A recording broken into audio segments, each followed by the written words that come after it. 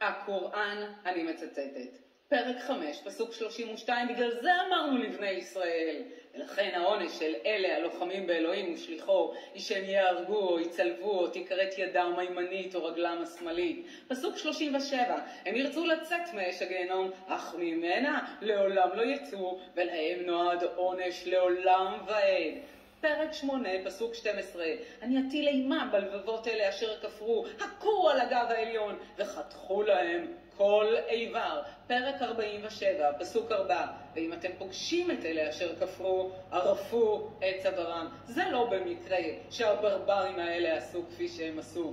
ככה הם התחנכו על ידי מורים, מחנכים, אמהות, ראשי מסגדים.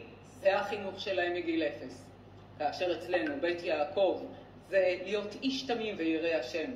זה ההבדל. תשפטו בעצמכם למה הם פעלו.